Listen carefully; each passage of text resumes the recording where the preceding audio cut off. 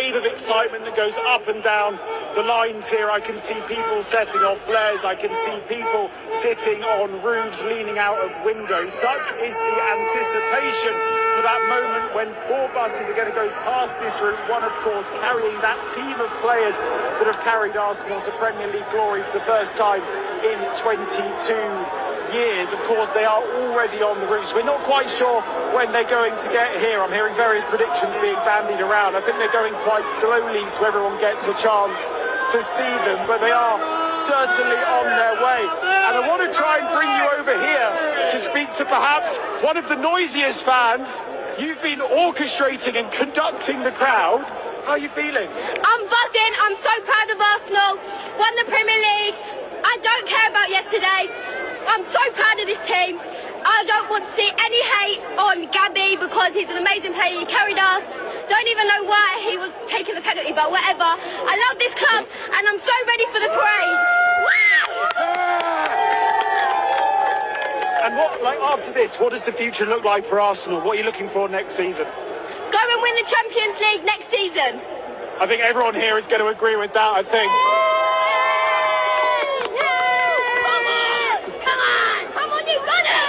Just a huge amount of excitement here. And as you can hear, they think that they have come so close to European glory. Of course, got to the semi-final in 2024, the final in 2026. So next year they want to come back and they want to become champions of Europe. And considering this is what we can see right now after winning the Premier League, just imagine the scenes if they do win the double. And my apologies if you can hear that chant. I'm afraid there is no way of not hearing it, because this is a group of fans who have seen their team triumph after so many years. And of course, many of the people that I've been speaking to, that Phoebe has been speaking to as well, weren't even born when Arsenal last won the Premier League back in 2003. So this really is a moment that they have been waiting for all of their... Very hard to take them on that, but for now, it's those scenes, the bus going through, every bit of pavement taken up by fans trying to get a glimpse of the bus. And you don't get this at all clubs. Not every club gets this. Some might be wondering, you know, why is there perhaps so much focus and attention on this parade and on Arsenal? This is quite unique. We're not seeing clubs all around the country when they win the league titles getting such an outpouring on the streets, and so often as they have done in recent weeks, with this title being wrapped up a couple of weeks ago.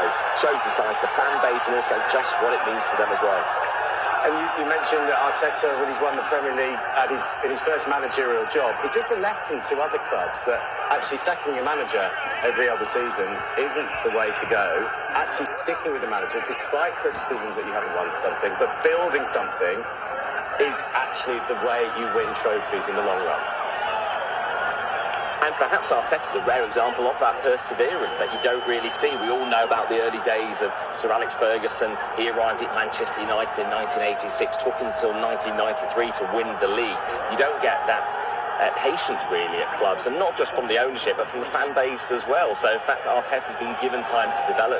His team has ultimately paid off. Great, winning the Premier League title there. Some of the, I think there must be backroom staff there, or some of the players. And here is a great scene in North London as the fans wait, expectant, waiting for their players to arrive on the open-top bus parade. And we've mentioned it quite a few times today, Nick, but there is no sign of last night's defeat in anybody's faces there, is there? Are there? No, you enjoy the moment. It's an afternoon of celebration. If we're talking about the Champions League at all, we're talking about the fact that Arsenal got to the final for the first time since 2006, and only the second time ever.